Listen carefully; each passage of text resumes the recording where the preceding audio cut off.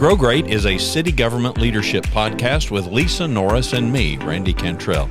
Each week we share insights, experiences, and wisdom to help you and your leadership grow great. Our website is growgreat.com. Welcome everybody today to our Grow Great Leadership podcast. We're so excited today. We haven't had a guest speaker in a while, but we have got Alan with us. And Alan, for lack of me trying to pronounce your last name, I'm going to let you do that. But we're so excited to have you on. You were recommended by our Deputy City Manager, Megan, probably a year ago, I think we talked, and we just could not connect. And then I honestly lost track of time, but you had reached back out with a recent podcast we had and kind of shared a story of impact and what you created for your team along that line of our leadership recipe. So I think our audience will enjoy listening to that. But before we get started on and dig in, tell them a little bit about yourself and what you do and just leadership in general and impact. Well, thank you, Lisa, and good morning, Randy. My name is Alan Bojorquez.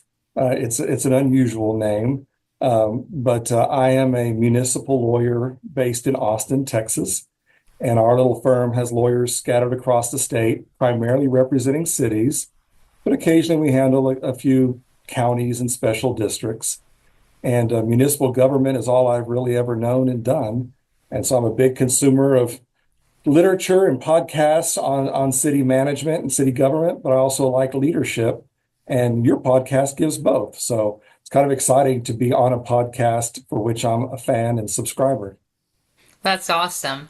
How did you, so when you were first telling us about this and kind of your story, I know you've gotten connected and you've listened for a while, but tell us kind of what you were listening to and then what that has gone to in your world and what it led you to do for your team. Sure. Well, I've always been interested in leadership. And when you do things like, play football or Boy Scouts or whatever, everyone's always talking about leadership and training. And I've been blessed to have several great leaders as bosses and mentors in my career, and in just trying to run a law firm with 34 employees, 25 lawyers. It's a different set of challenges, especially when they don't all office in the same place. And so I've been consciously working on how am I going to run this entity so that we have a healthy, vibrant law firm that can help our cities take care of their communities. And so I definitely listen to podcasts, Franklin Covey and Maxwell and Leading Thriving Cities, and yours is one of them. And some of the things you and Randy have said over the years have inspired me, and I appreciate that. Well, we're pleased to help you kill windshield time. we're really ideal at helping people kill a lot of windshield time and driving. Oh, yeah, and being a municipal lawyer through a firm, we've got lots of windshield time, and my favorite way is things like this podcast help me be a slightly better boss tomorrow. Well, we're grateful for that, and I'm glad we've had impact. We have never been in this, as we talked before we hit record, never been in this for the numbers. Truly, Randy and I just are passionate about leadership. We've had different experiences in our life with the leadership, but we found so much commonality in our perspectives and views. We lead completely different, which I think matters. You don't have to mimic or try to mirror somebody. You just have to make yourself the best version of a leader that works for you and your team and your entity. But talking about leadership, and you said you've had many great leaders over the years. Is there a particular leader that really has stood out to you that made an impact over your career that really changed the way you lead, or you had an aha moment and move forward? I know Randy's talked about his Don Stoffel moment, but how about for you? Sure. Well, I think I've had several great bosses, mentors, and I've tried to keep in touch with them over the years. But one of the most impactful was also the one that kind of helped me go into city government to begin with. Always interested in history and government. My whole life wanted to be a lawyer. Thought I'd be a lawyer working for the government, maybe environmental law. So when I started law school at Texas Tech, that's what I thought my path would be. And as if law school is not hard enough, I thought I'd make it easier by getting a master's degree at the same time in public You love a administration. good challenge, huh? Well, I thought, well, you're going to be exhausted and poor. You may as well get some extra initials after your name. And back then, Texas Tech required MBA students to have an internship in their field. And at the time, finding an environmental law internship in Lubbock, Texas was a little bit elusive. But I'd heard about the city of Lubbock. And back then, this is the early 90s, the city of Lubbock's solid waste department was pretty cutting edge. They were doing commingled recycling, curbside, before most other cities were. They were very innovative in that regard. They were about to permit 1,000-acre landfill to last them 100 years. That's a huge endeavor. And so I applied for an internship there, got it, and it's still to this day the best job I've ever had, working for the trash department in Lubbock. And the reason was the superintendent. He was the first superintendent of solid waste in Lubbock history to wear a suit. And he didn't wear a suit, he wore a tie, monogrammed. Everyone else wore a uniform with their patch with their name on it. No, this guy was a Vietnam vet, officer who survived the war, got an MPA from UT San Antonio. He built highways in Saudi Arabia and landfills in Guatemala. He was just a very dynamic man, Lee Ramirez. And I got to watch him lead that department for a year and a half as a young intern student. And it was just amazing. And I'm still shocked these days looking back at what I do. Can I trace some of that back to Lee? Because, when Lubbock did a employee satisfaction survey, the number one most content department was budget and finance. I can't imagine that. I'm not a numbers guy. My dad was an accountant. What a miserable way to earn a living. God bless those finance directors. Yeah. The number two department in employee satisfaction was solid waste. And That's impressive because that's a hard job. You're out there in the elements, whether you're driving a truck on the back of a truck in an alley, working the landfill, heavy equipment. It was also the department that was the most ethnically diverse, with more people of color than any other department, lower education levels than any other department, lower pay than most other departments. Yet they reported the most job satisfaction. And a lot of that is because of Lee and the way he led, the way he instilled a sense of pride in that department and the work they did, how they presented themselves. Are your uniforms clean? We have a contract to keep the trucks clean. You see an elderly citizen trying to get their trash to the dumpster on time, stop the truck, put it in park, hop off and go help them. You cut a turn too tight, you clip someone's fence, park the truck, put a note on the fence. This is where you can call to get your fence fixed for free, no questions asked, immediately. Social events, competitions, and I can go on and on. He made a deliberate effort to make that diverse group of people into a team that really served the people of Lubbock.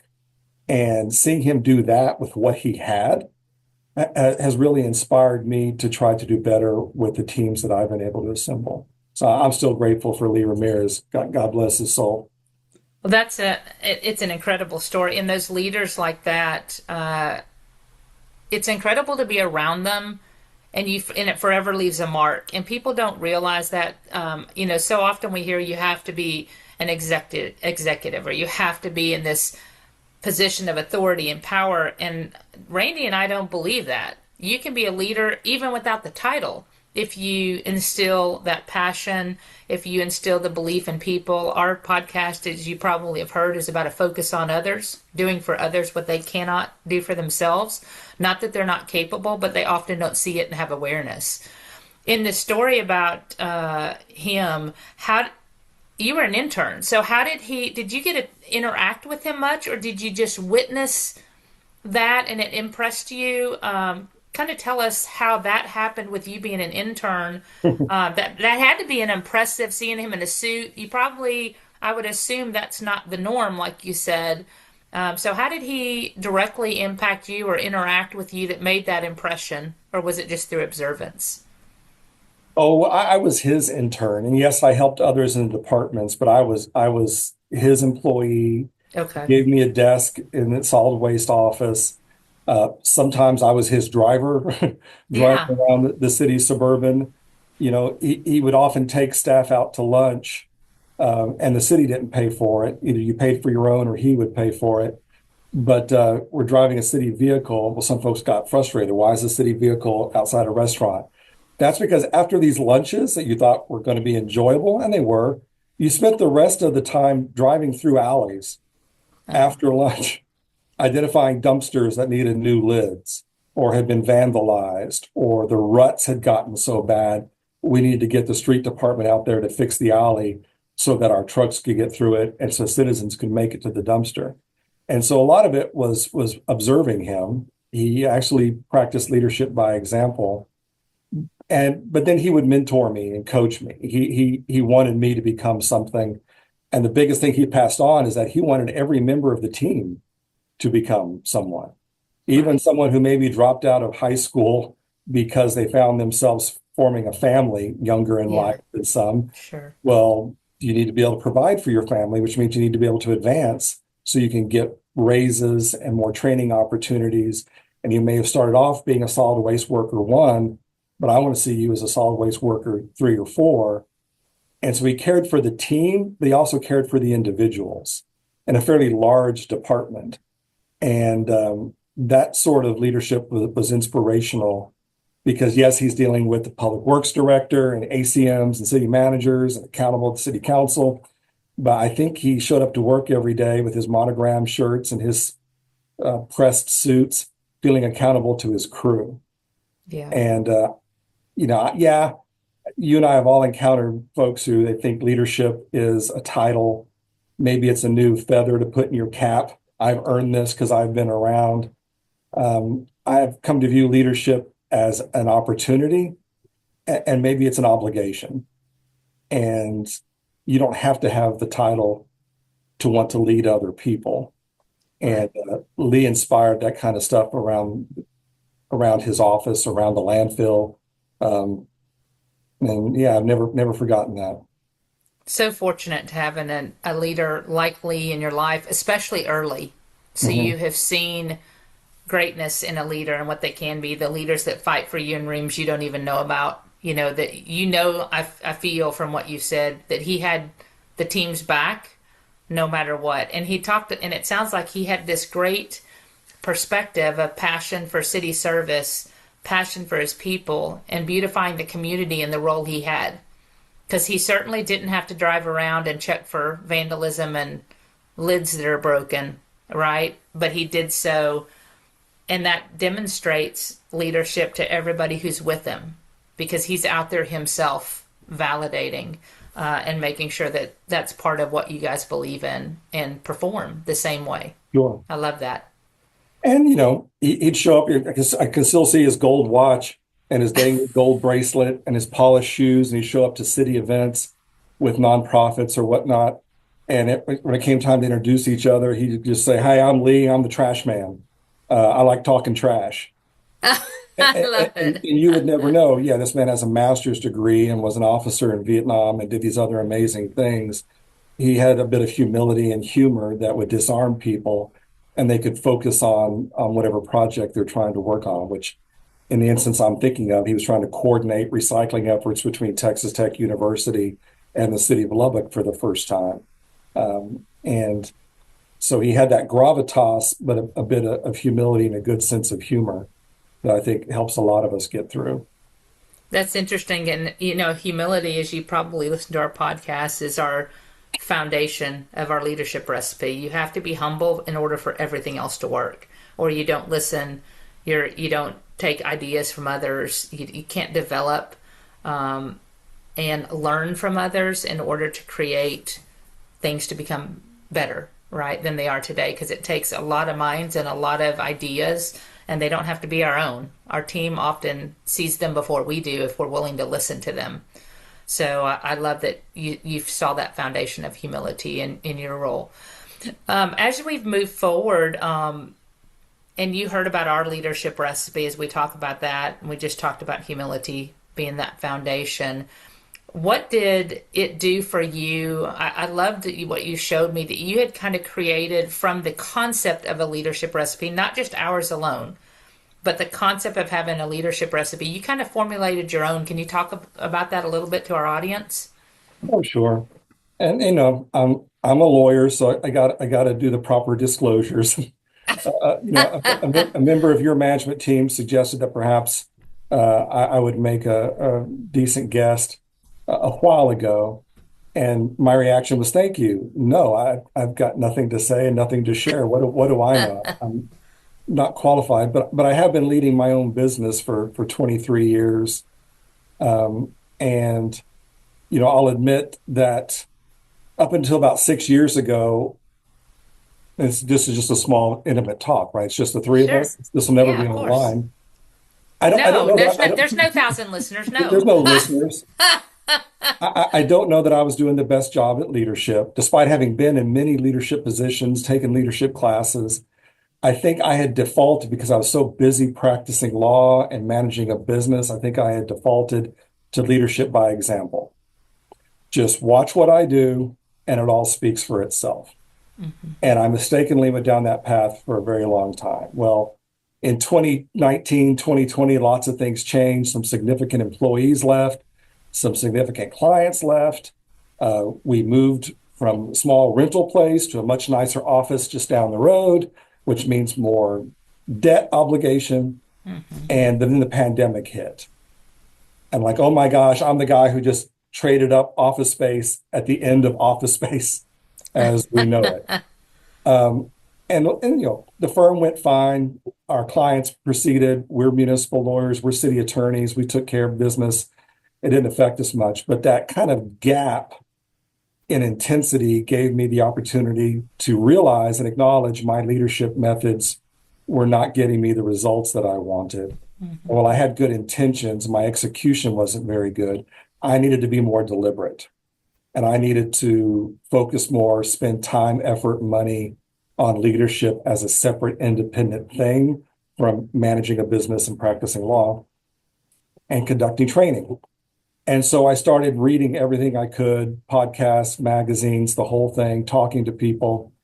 And I found myself doing lots of leadership stuff, and members of the team are helping me, senior associate, senior legal assistant, chief financial officer. They're all in there helping me.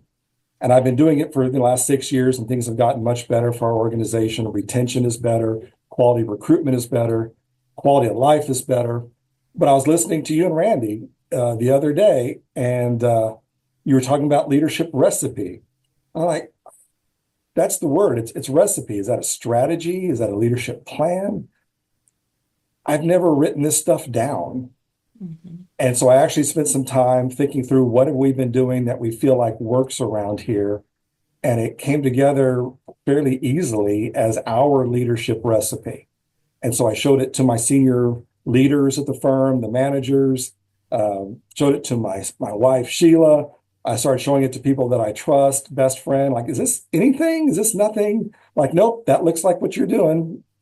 And so I reached out to you and Randy just to say thank you. Thank you for helping give me the words and the concepts that I need to take what I've been doing to the next level. And I'm grateful to y'all and proud of the improvements that I've made in the last 6 years as a business owner, as a manager.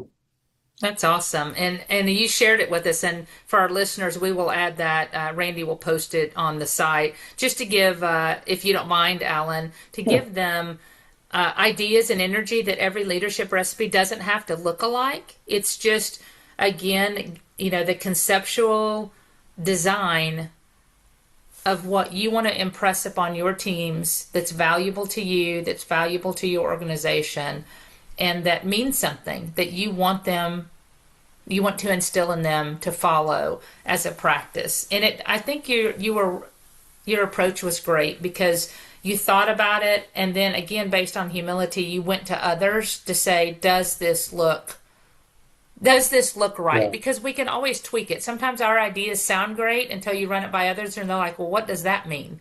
Right? And you can continue kind of tweaking it and honing it in. But I'm so glad you found something for your team. Now, have you since distributed it, or how did you take beyond creating it? What do you do with it next, or what are you going to do with it next?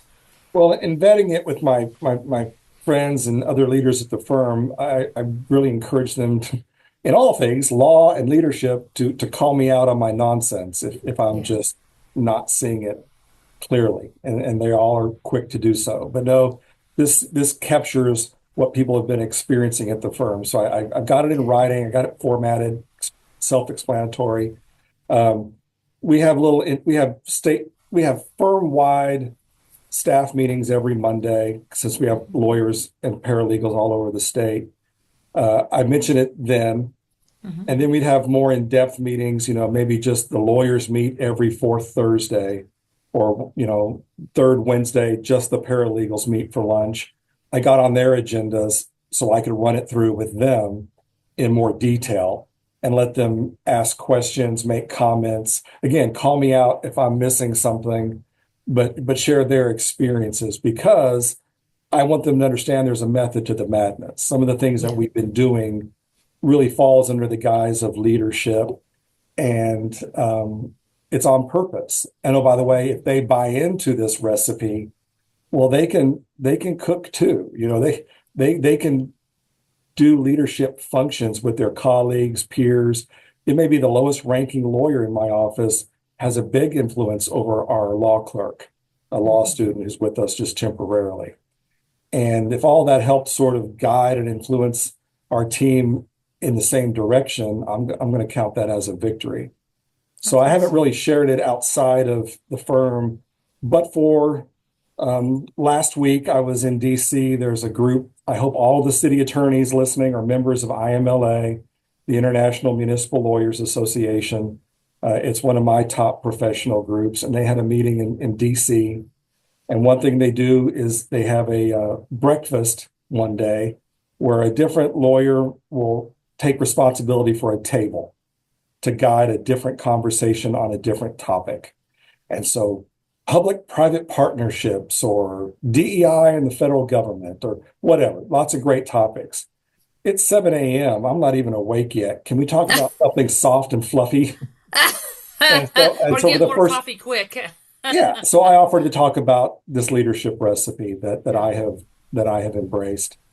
And it's the first time to talk to strangers, outsiders about it, other than you and Randy, and just see, does it resonate with them? Do they do a version of this? Do they like it or have something different? What am I missing?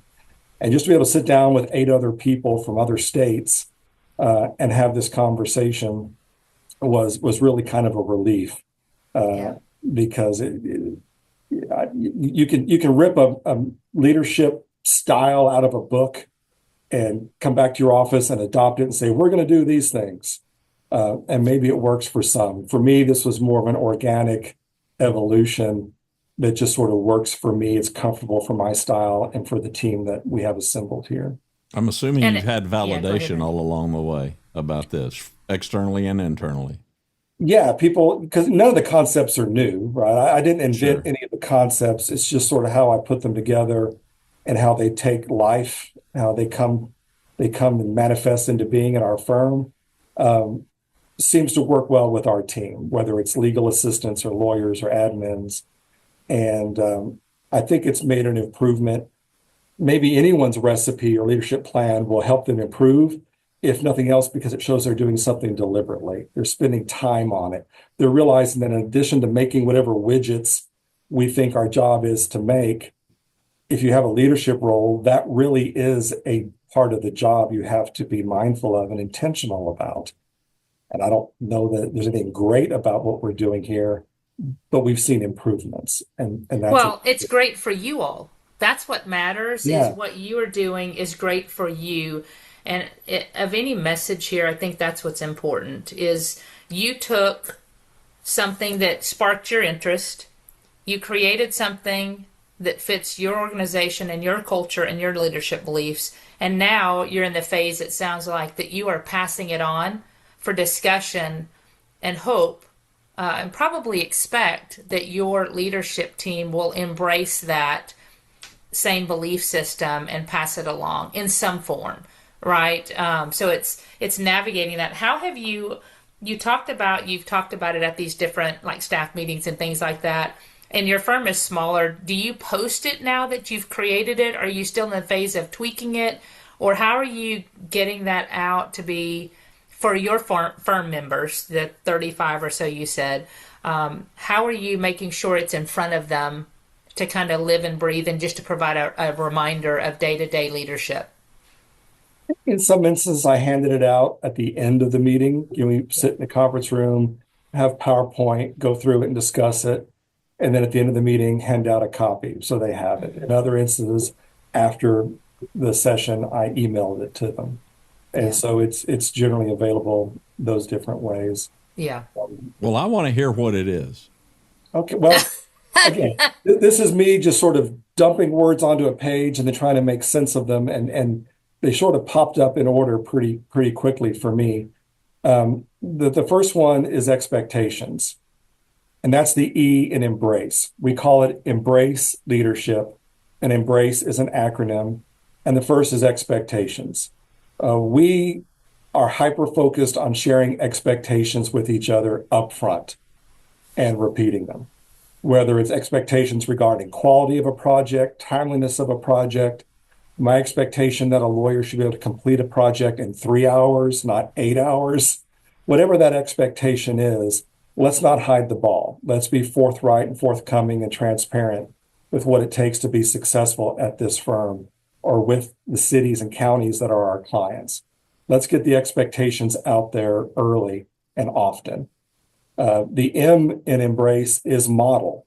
You have to model the behavior you want others to follow. I have to walk the walk and talk the talk. I can't be demanding more output from our team, but I show up at 10 and leave at 3 every day. Unless I'm leaving at 3 to head to City Hall for another midnight meeting, I have to actually, role model what successful lawyering looks like.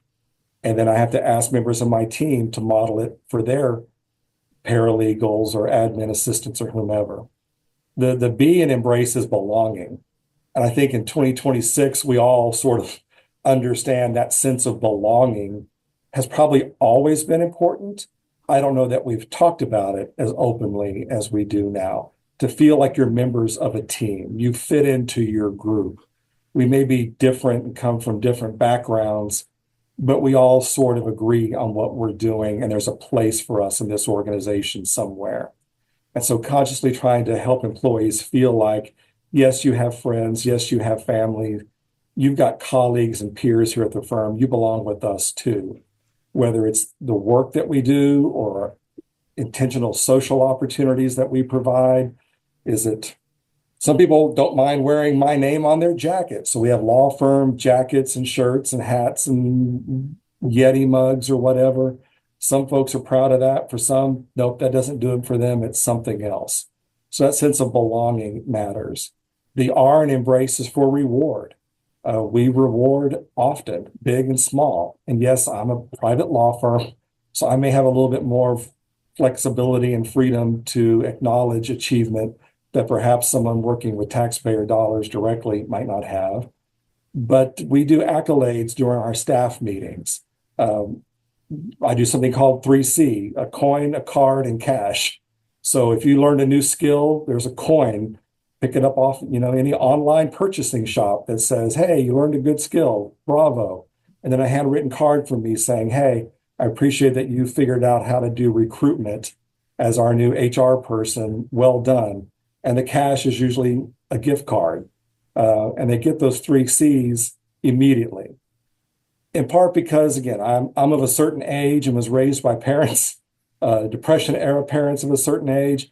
I used to think that bosses showed up to work looking to catch employees doing something wrong, so you can call them out on it and correct it so they won't do it anymore. And there's still an element of that, but I've pretty much ditched that. And now what I actually look forward to, it makes me happy going to work, is today the day I'm going to catch an employee doing something right? And how fast can I reward them? Is it extra PTO? I know they like to travel. Is it taking them out to lunch or just giving them a gift card so they can go out to lunch with their friends? And of course, we're a law firm, so we have certain incentives regarding bonuses if you're a high performer. and we're able to provide those. So the rewards are very public. We didn't always do that. Who's the highest biller last month? We mentioned that once a month during a staff meeting. Which legal assistant impacted the most clients? What do you mean one of our legal assistants did work for 15 different cities last month? That's incredible. We need to hold her or him in high self-esteem. So the rewards are very public. The criticisms are very private. And that's the A in Embrace, is accountability. As much as I like the team and I like the individuals and I want them to stick around, I've been licensed for 29 years, running my own business for 23.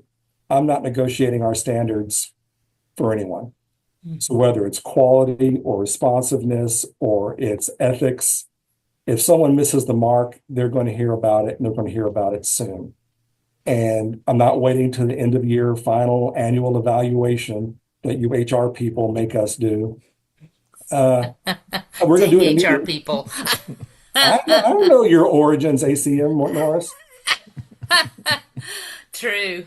And so accountability is the A in Embrace, and it's not always being fired, demoted, terminated, sent home without pay. We try to do incremental, like all good HR professionals should when the circumstances allow. Yeah. And so we hold people accountable so that they continue to move forward in the direction the organization's heading. The C in Embrace is caring. And that's another one that to me is a 2026 thing. We talk more about empathy and emotions and people bringing their full selves to work than ever before. And we're kind of at a teetering point, I sense, where perhaps we're spending too much time talking about emotions and mental health and our personal lives in the office. And the pendulum might be tilting backwards a little bit, but we care about our humans. When someone comes to work for our firm, we want them to be successful, not just in law, but in life. And so if being a great lawyer or paralegal is ruining their health or their personal lives, they're not going to be with us for long. A healthy, happy lawyer, is a healthy, happy person. And so we try to show concern and care, mark those big milestones, births in the family, marriages. We actually mark the occasions when someone passes out of our lives and try to be there for each other in an appropriate way, recognizing boundaries. But you got to care for people. And sometimes you care for them even after they leave. And so we talk about our Bojorquez law firm, BLF alumni, and how many have moved on. Usually they go in-house to cities somewhere. Sometimes they go to a different firm or leave it. But it doesn't mean they're dead to us. And sometimes people leave and come back. Well, gosh, if you come back, you know what you're getting into, right? So, we keep those relationships alive to the extent we can. And the E in Embrace, the final one, is empower.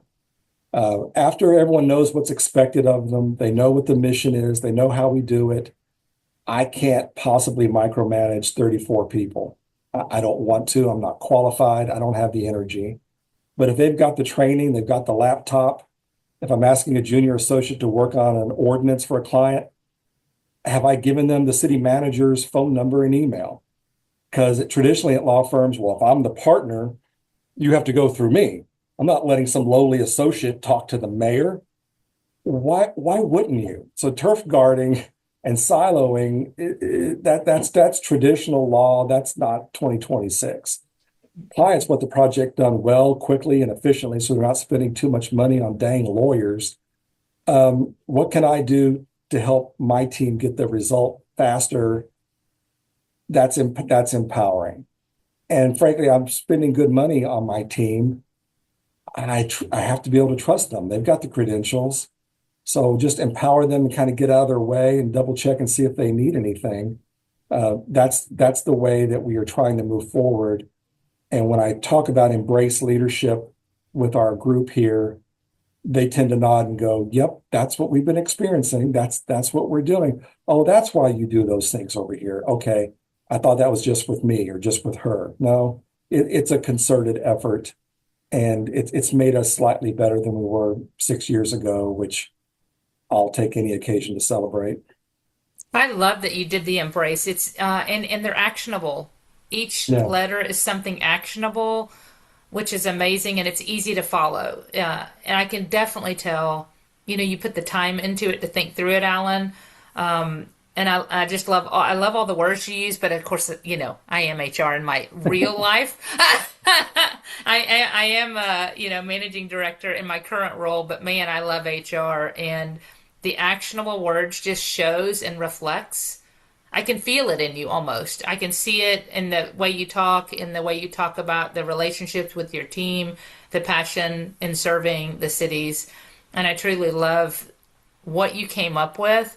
It means a lot, and I can foresee a lot of people kind of embracing that and taking that on because it's so easy. Like you said, it's almost organic to follow if you believe in it. And I love the fact that you are also having those conversations with your team to make sure it isn't just something passed out and put on the desk, right? Just left in an in basket somewhere. You're living it and expecting them to talk about it, whether it's through staff meetings or other forums. So kudos to you and good job for forming something that means something to you and means something to the firm you've established and to your leadership style that can be embraced easily. Well, thank you. And my hope is if others come up with their own recipe or they borrow elements of this, figure out a way to come up with those action items that they can do in their own department or agency, since we're all different organizations. But what I have found that surprises me is that by writing this down and then Yeah. distributing it, getting it out of my head, off my heart, and kind of out into the world with our firm, it gives us a common language we can refer to. Yeah, And so for if one sure. of my partners is having an issue with an employee, we can say, well, if we embrace leadership, what do we need to do regarding modeling behavior or accountability? Or if someone's struggling at the firm and one of our legal assistants, paralegals, is visiting with me about, it's like, well, caring is part of our leadership model here. That's the to see and embrace.